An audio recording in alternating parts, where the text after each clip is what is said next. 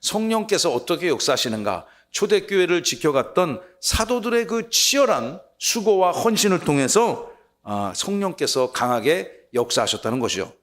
사도행전 5장 2장서부터 초대교회인 예루살렘 교회가 어떻게 이 땅에 태동하게 되었는가. 영적인 교회는 이미 예수님께서 이 땅에 공생의 사역을 하실 때 이미 주님께서 베드로의 위대한 신앙의 고백을 받으시고, 마태복음 16장이죠. 주는 그리스도시고 살아계신 하나님의 아들이시라는 이 위대한 신앙의 고백의 터전 위에 하나님께서 교회를 예수님께서 선포하셨는데, 최초의 그 물리적 지역교회가 어떻게 세워졌는가를 사도행전 전반부가 생생하게 증언하고 있습니다. 그러니까 사도행전은요, 1장부터 28장까지 있는데 딱 두 덩어리로 나눌 수가 있습니다. 1장부터 10장까지는 전반부죠. 어떤 역사가 있는가? 유대 땅 예루살렘에서 어떻게 초대교회가 태동되어졌고, 어떤 성령의 역사로 말미암아 교회들이 세워지며 사도들을 통해서 어떻게 성령이 역사하셨는가. 그 역사를, 예루살렘 초대교회 설립 역사를 이끌어갔던 초대교회 지도자 사도가 누구입니까? 우리가 아니라서 잘 모르겠죠. 베드로입니다. 베드로. 그리고 10장 이후로부터 28장까지는 그 예루살렘의, 그리고 유대 땅, 우리 오늘 아침에 예수님께서 갈릴리 호숫가에서 주로 시간을 보내셨다가 복음 사역하셨다가 저 북방에 베니게 지방으로, 수로보니게 지역으로 가서 복음을 전하신 말씀을 우리가 함께 나눴잖아요. 이 예수님의 모든 사역이 이 땅에 끝나고 난 다음에 예수님이 부활하고 승천하셨죠. 성령을 주셔서 그 성령의 감동을 받은 사도들이 예루살렘의 교회를 세워나갔습니다. 그 역사를 이끌어가는 인물은 명실상부하게 베드로라 말할 수 있습니다. 그리고 그 후반부에는 그 복음이 이제 이방 땅을 향해서 막 퍼져나가는 거예요. 저 바다 건너 소아시아로 건너가고요. 그리고 그리스, 유럽 대륙으로 처음으로 복음이 전해지잖아요. 원래 이 바울은 그 소아시아 깊은 아시아 내륙 쪽으로 복음을 전하고자 했지만 하나님께서 그의 사역의 방향을 유럽 대륙으로 바꿔놓으셨고, 그가 지중해를 건너서 유럽 땅에 교회를 개척하기 시작했고 예수님의 이름을 전하기 시작했던 것입니다. 그러니까 전반부는 예루살렘 교회, 그리고 그 역사를 이끌어 가시는 사도는 베드로. 10장 이후에는 아주 유명하고 압도적인 사도가 탁 역사의 전면에 부상하지 않습니까? 그의 이름, 신약 성경의 절반을 기록하고 평생토록 주님 앞에 갈 때까지 이방을 향한 선교 사역을 감당했던 사도 바울. 사도행전은 무슨 얘기를 하고 있는가? 교회가 어떻게 세워지는가? 유대 땅 예루살렘에서 어떤 이들이 수고로 말미암아 성령께서 어떻게 역사하셔서 교회가 세워지는가? 그리고 유대 땅 예루살렘 갈릴리에 있었던 그 예수 그리스도의 복음이 어떻게 전 세계 열방을 향해서 퍼져나가는가? 그 주도했던 인물이 베드로에서 바울로 넘어가고 예루살렘 교회에서 각지에 세워진 이방 교회로 복음의 역사가 확산되어져 가는 과정이 사도행전의 사실은 모든 것이라고 말할 수가 있습니다. 물론 우리가 한 절 한 절 읽으면서 그 의미들을 상고하지만 여러분 머릿속에 이런 큰 사도행전의 구조적 틀이 머릿속에 딱 정립되면 우리가 더 성경을 기록한 성령 하나님의 진의를 더 분명히 이해할 수가 있는 것입니다. 2주 전에 5장 12절 앞부분에 어떤 말씀이 있었냐?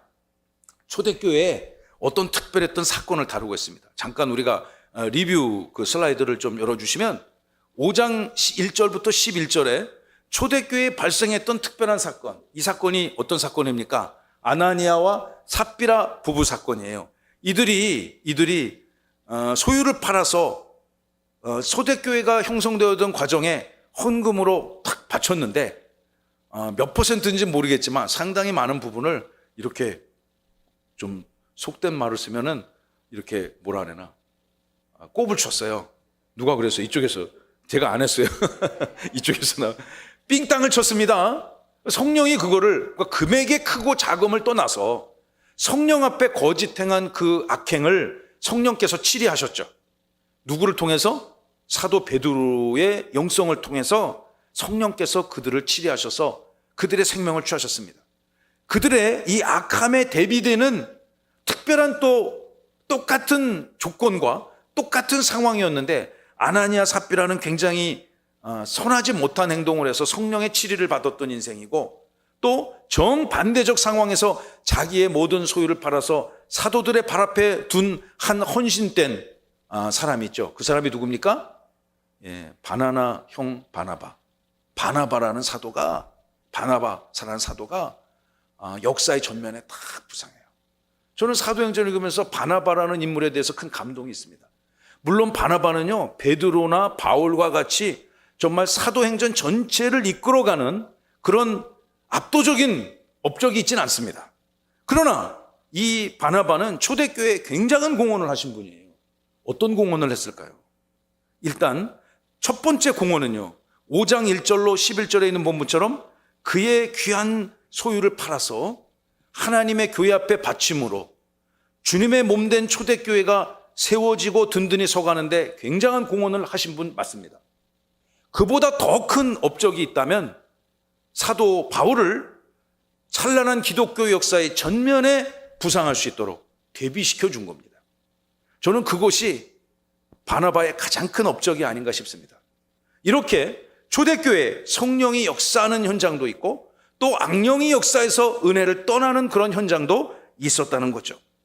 우리가 초대교회 예루살렘 교회가 어떻게 형성되어져 가는 과정을 사도행전 1장으로부터 쭉 5장까지 읽어져 오는 과정에서 이들이 말이죠, 사도들이 막 휘파람 부르면서 배부르고 등 따순 사역의 현장에서 그렇게 사역한 것이 아닙니다.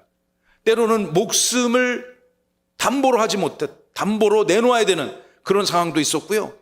그리고 당시 종교 권력을 장악했던 교권주의자들, 예루살렘을 중심으로 성전을 중심으로 권력을 장악했던 사두키스, 우리 성경에는 사두개파라고 기록되어 있죠. 대제사장을 중심으로 한 사두개파, 그리고 전국의 지방에 회당을 중심으로 지방에 있는 종교 권력을 장악했던 파리시스, 바리새인들, 그런 서기관, 율법관들을 중심으로 종교 권력이 장악되어지고 있었습니다. 이들은 예수님이 좋았을까요? 싫었을까요? 너무너무 싫었어요. 얼마나 싫었으면요, 얼마나 이 사두개파나 바리새파 양대 이 정치, 종교, 권력 세력들이 얼마나 예수가 미웠는지 말이죠. 그를 죄도 없는데 십자가에 못 박아 죽여버리지 않습니까? 원래 이 사람들 친한 사람들이 아닙니다. 뭔가 이렇게 뜻을 모으기가 쉽지 않은 사람들이에요. 그러나 하룻밤 만에 졸속 재판을 갖고 예수를 십자가에 못 박아라, 이런 결정을 단박에 해버린 사람들 아닙니까? 그런데 이들이 세상에 막 흉흉한 소문이 도는 거예요. 어떤 소문? 그 예수가 분명히 죽여가지고 자기들이 분명히 십자가에 때려 박았고 십자가에서 숨이 끊어진 것을 확인했고 인간이 열 수 없는 돌무덤에 굳건하게 가단한 그 안치를 시켰는데, 그리고 그 앞에 군인들로 하여금, 무장한 군인들로 하여금 지켰는데 예수가 살아났다는 그들 입장에서는 대단히 흉흉한 소문이 돈 것 아니겠습니까? 그리고 40일간 이 땅에 계셨다가 승천하셨다는 소문이 듣기 시작했습니다. 그리고 나서 이제 끝나는 걸로 생각했는데, 아무튼 뭐 눈에 안 보이니까, 예수가 눈에 안 보이니까 그것으로 끝났으니까 이제는 그들이 추구하는 세계를 구축해 갈 수 있을 것이라고 생각했는데, 이게 웬일입니까? 우리 예수님께서 그들에게 약속한 성령을 부어주시니까 그냥 두려워서 달달달달 떨던 사도들이 그냥 겁이 없어져가지고 성령을 받으니까 예루살렘 거리로 쫓아나와 당신들이 십자가 못 박아 죽여버린 그 예수는 다시 부활했고, 그분이 바로 구약성경 전체의 계시를 통해서 오시기로 약속한 메시아다. 할렐루야. 이걸 선포하기 시작했어요. 가는 곳곳마다 수많은 사람들이 구름대같이 몰려들었고요. 그리고 특별한 표적과 기사들이 나타나기 시작했습니다. 그런데 이 양대 정치, 종교, 권력 세력들은요, 예수님을 미워했던 것 이상으로 예수님을 전하는 그 사도들을 미워하기 시작했습니다.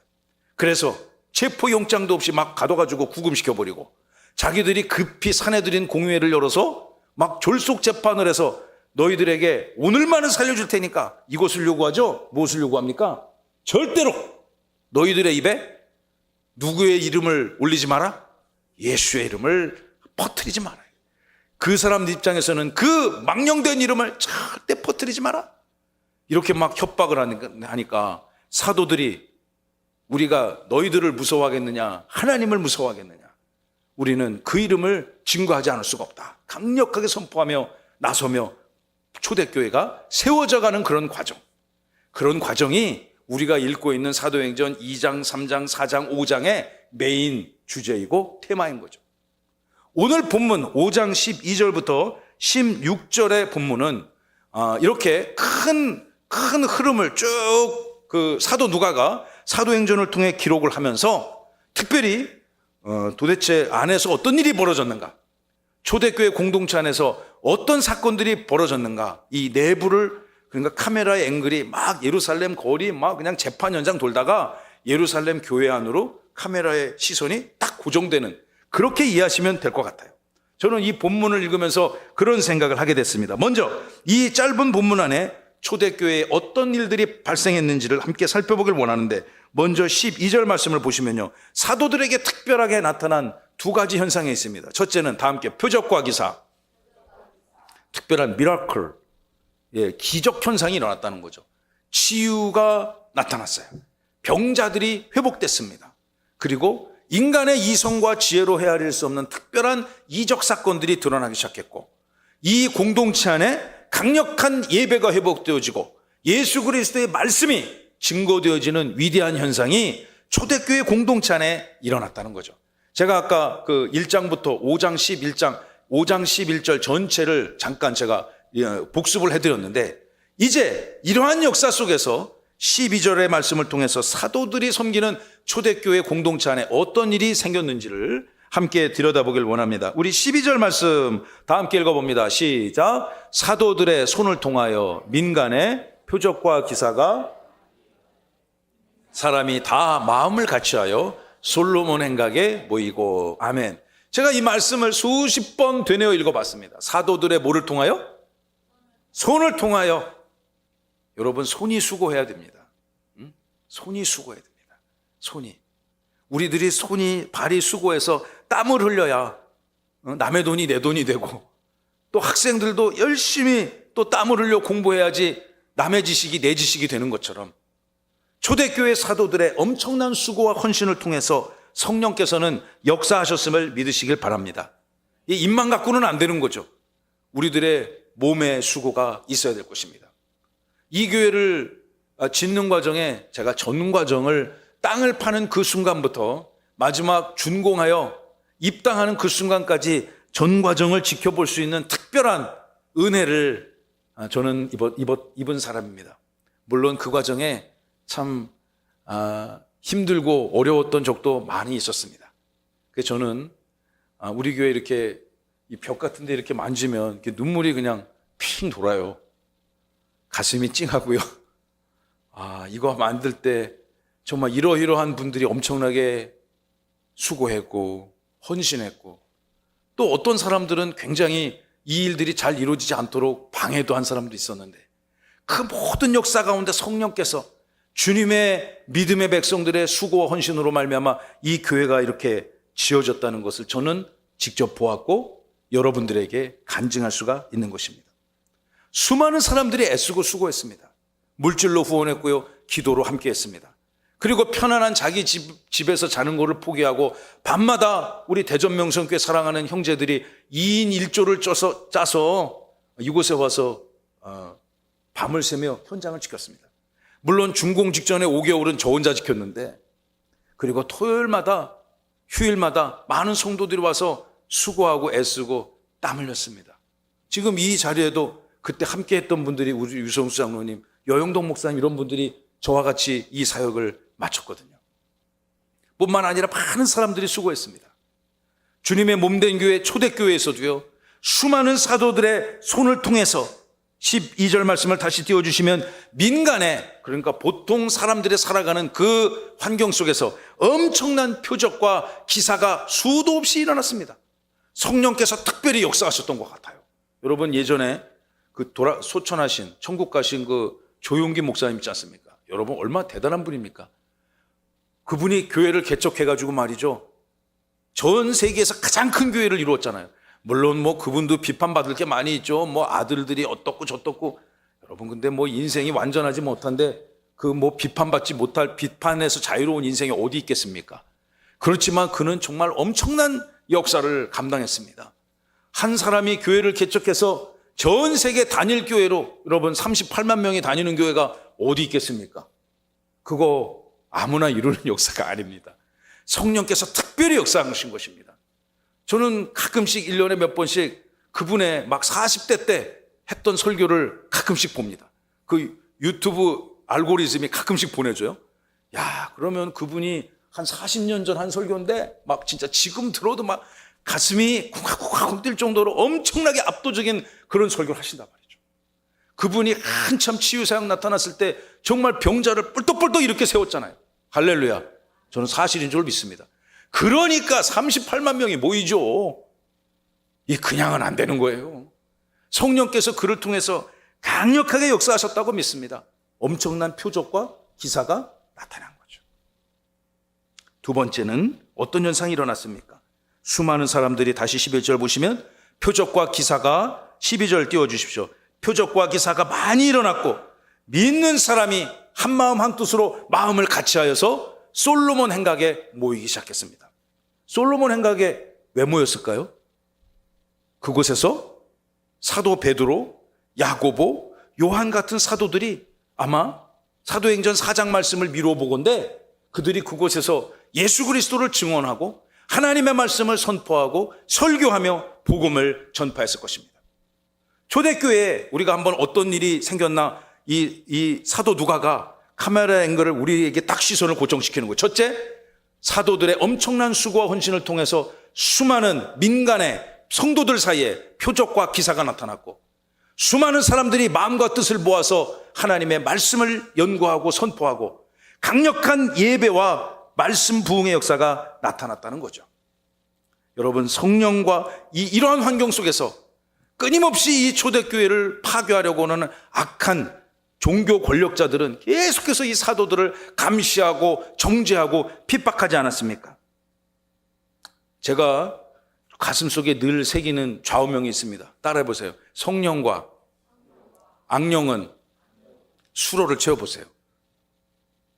뭐라고 저는 이렇게 표현하고 싶습니다. 성령과 악령은 함께 역사한다.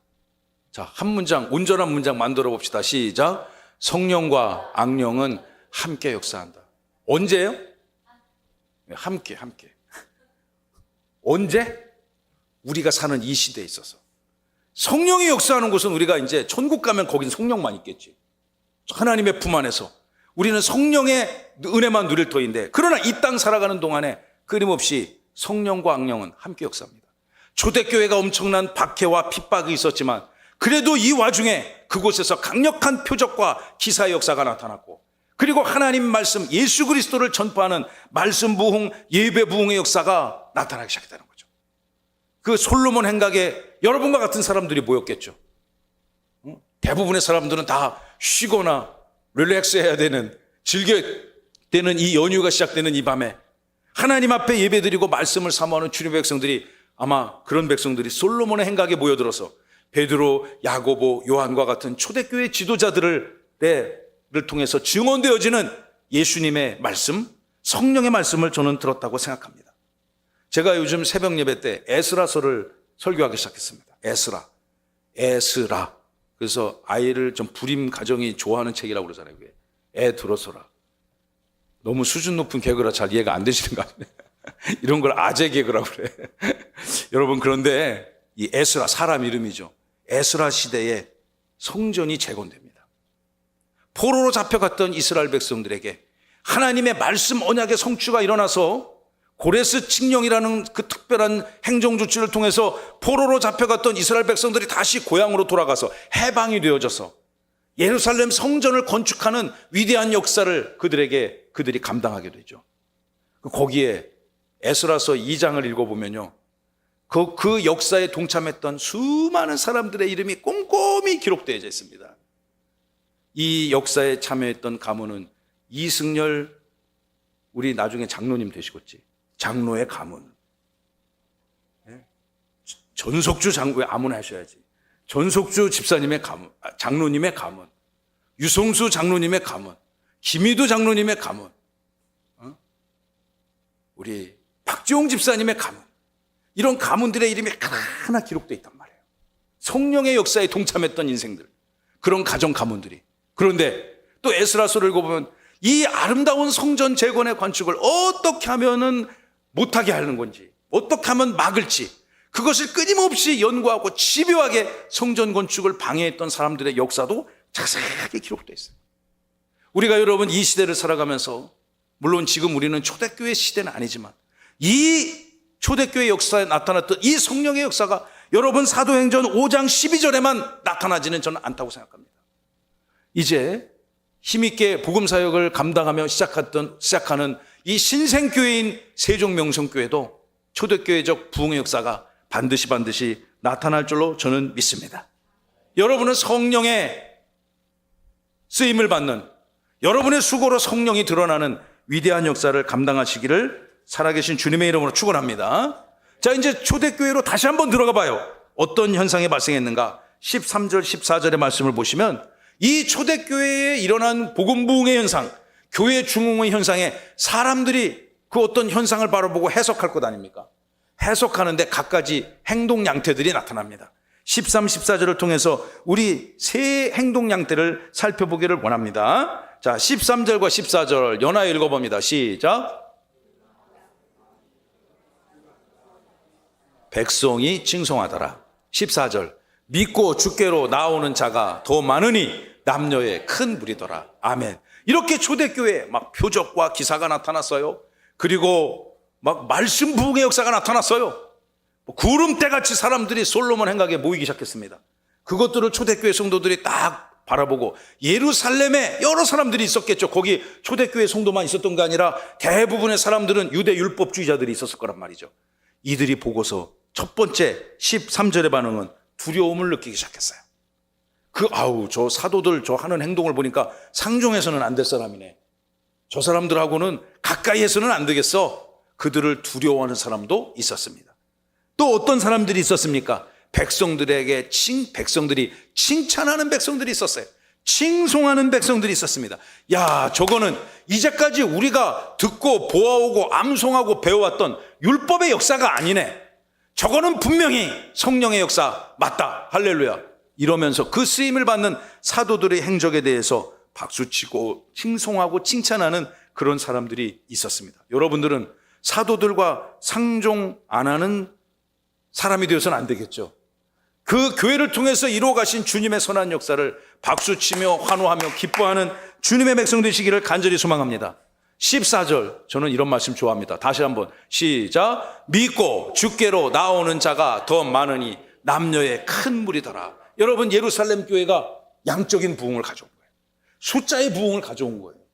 그럼 저는 모든 교회는 부흥이 숙명이라고 생각합니다. 물론 동의하지 않는 목사님들도 성도들도 있겠지만, 제가 사도행전을 정말 수십, 100번 넘게 읽어보니까 여러분, 성령이 역사하는 곳에 교회는 부흥할 줄로 믿으시기 바랍니다.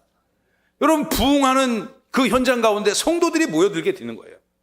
원근각지 주님의 선한 소문, 그 교회를 통해서 역사하시는, 특별히 어떤 교회에 세워진 여러 목사님이나 장로님이나 교회 지도자들의 수고를 통해서 주님의 역사가, 성령이 역사하신다는 그 소문이 원근각지 퍼져나갈 때 믿는 자들의 무리의 숫자가 회복되어지는 역사가 반드시 나타날 줄로 저는 믿습니다.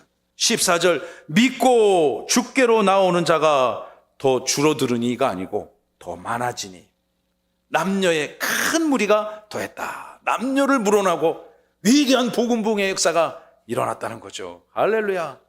여러분의 삶의 현장에도 저는 이런 역사가 나타나야 될 줄로 믿습니다. 부족한 종의 목회 현장에도 저는 이런 역사가 나타날 줄로 믿습니다. 여러분의 경영하는 삶의 현장, 직장 생활도요, 사업장도, 우리 수학의 도피성도 남녀 학생 불어나고 그냥 빈자리가 없어갖고 막 번호표 뽑을 수 있는 그런 역사 소망하시고 반드시 이루시기를 주님의 이름으로 축원합니다. 도대체 나한테는 언제 시간 내주냐고 막 이렇게 줄 서는 그런 역사, 여러분의 삶에 그런 역사가 나타나야 되지 않겠어요? 저는 그 역사가 성령의 역사라고 믿습니다. 믿기를 각오하고 결단하고 주님 앞에 복되어지는 위대한 역사가 초대교회에 있는 거죠. 우리 교회도 반드시 그리 될 줄로 믿습니다. 자, 마지막 세 번째입니다. 15, 16절 성령님의 강력한 치유 역사가 나타났습니다. 물론 12절에 표적과 기사에 이러한 치유 사역이 있겠지만 이것이 그럼 도대체 12절에 도대체 어떤 치유 역사가 나타났는데요? 이렇게 질문할 수 있지 않습니까? 그러니 성령께서 사도 누가를 통해서 이렇게 기록하고 있습니다. 15절, 16절 다 함께 읽어봅니다. 시작. 거리에 나가 침대와 요 위에 누이고 베드로가 지날 때 혹 그의 그림자라도 누구에게 덮일까 바라고. 16절 예루살렘 부근에 수많은 사람들도 모여 병든 사람과 더러운 귀신에게 괴로움 받는 사람을 데리고 와서 다 나음을 얻으니라. 할렐루야. 이런 역사가 2000년 전 초대교회 위에 나타났다는 것입니다. 그러니 이 구체적인 현상을 성경이 아주 치열하게 기록했습니다. 15절을 보시면요, 심지어 병든 사람을 메고 거리에 나가서 그냥 이불 같은 거 침대 이 요 위에 깔아놓고 누워 있습니다. 그리고 우리 이 위대한 공동체의 지도자인 베드로 사도가 그냥 내 앞을 나를 이렇게 안수하지도 않고 내 앞을 지나가서 그 지나갈 때 그 그림자가 나의 육신을 덮기만 한다면 반드시 내가 회복될 것이라는 강력한 역사, 그 믿음이 있었다는 거죠. 이런 역사가 있었으니까 초대교회가 선 것입니다. 여러분 생각해 보세요. 이것이 베드로의 능력입니까? 1번 베드로의 능력, 2번 성령의 능력. 성령의 능력이죠. 베드로는 안단 말이에요. 이것이 자기의 능력이 아니라는 것을. 그러니까 어떤 분들이 막 그 초기에 성령이 충만하고 은혜가 충만할 때는 그것을 다 영광을 하나님 앞에 올려드리다가 어느 순간에 이게 자기가 막 그런 능력이 있는 줄 알고 교만하여져서 하나님의 영광을 딱 가리웠을 때 치유 사역이 그런 은사가 딱 중단되는 것입니다. 여러분 이 놀라운 현상을 보십시오. 이 사람들의 신앙을 보십시오. 베드로가 지날 때 그의 그림자라도 덮이면 내가 날 것이라는 그 믿음. 얼마나 순수하게 성령께서 그들 공동체에 일하셨는지 여러분 위대한 이런 치유의 역사가 나타났다는 것 아니겠습니까? 예루살렘에 수많은 각양각색의 질병을 앓는 사람들이, 더러운 귀신 들린 자, 수많은 장애를 가진 환자들이 막 줄을 서서 초대교회 성도들 앞에 모여들기 시작했다는 것이죠. 사도행 누가복음 4장 40절, 41절 상반절의 말씀을 보면 이런 말씀이 있습니다. 읽어볼까요? 해질 무렵에 사람들이 온갖 병자들을 데리고 나오매 예수께서 일일이 그 위에 손을 얹으사 고치시니 여러 사람들에게서 귀신들이 나가며. 이거 누가 한 겁니까? 사도행전 4장은, 누가복음 4장은 누가 저렇게 했다는 거예요? 주체가 빠졌는데 예수님이 저렇게 했다는 겁니다. 예수님이 이 누가복음의 기록자는 누가죠? 사도 누가입니다. 사도행전의 기록자도 사도 누가이죠. 그가 이 두 예수님의 그 사역의 현장을 기억하고 있습니다. 기록에 남겼습니다. 그리고 베드로가 사역하던 그 시대, 베드로를 통해 역사하시는 성령의 역사를 기록해 보니까 누가복음 4장 41절과 여러분 사도행전 5장 15, 16절 똑같은 내용입니다. 똑같은 내용이에요. 예수님이 하셨던 그 일들을 사도가 그대로 성령의 역사로 이어받아서 초대교회 성도들을 섬기며 교회를 세워져 가고 있는 거죠. 오늘 말씀을 마치겠습니다. 결론 슬라이드를 열어주시면, 물론 초대교회는요 완전한 공동체가 아닙니다. 여러분 교회는 뭐 하는 데 갔습니까? 제가 목회를 여러분과 같은 평신도 그런 사역을 오래 했잖아요. 평신도 생활을 오래 했단 말이에요. 그때 목회를 해야만 했을 때, 그 세상 일들을 내려놓고 목회를 해야만 했을 때 제가 몇 가지를 반드시 정립해야 될 것들이 있었습니다. 무엇이었는가? 그 중에 하나가 교회가 무엇인가 라는 것을 정립하는 거였습니다. 도대체 교회가 뭐 하는 곳인가?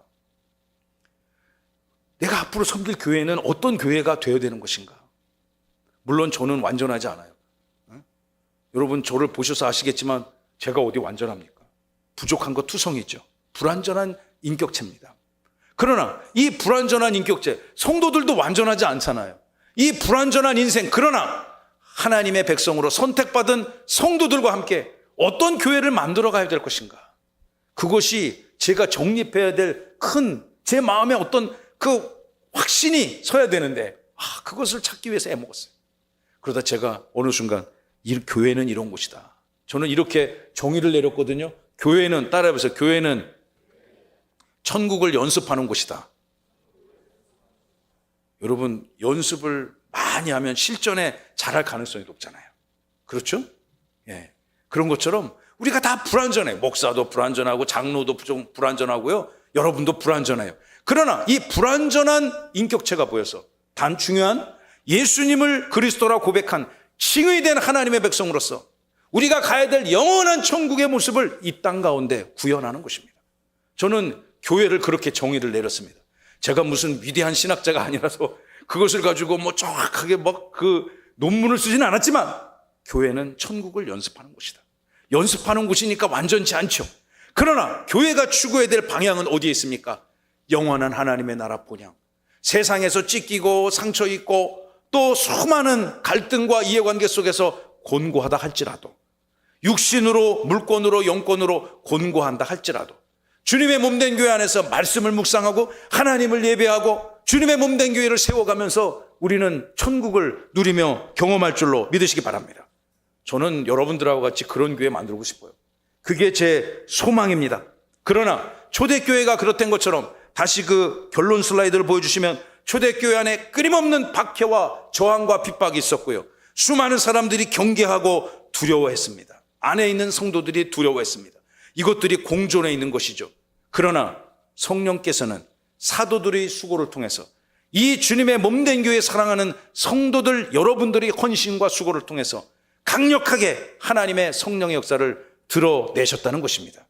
그 와중에 초대교회를 세워가는 표적과 기사가 나타났고 위대한 복음 부흥의 역사, 교회 중흥의 능력이 성령으로 표출되어졌다는 것입니다.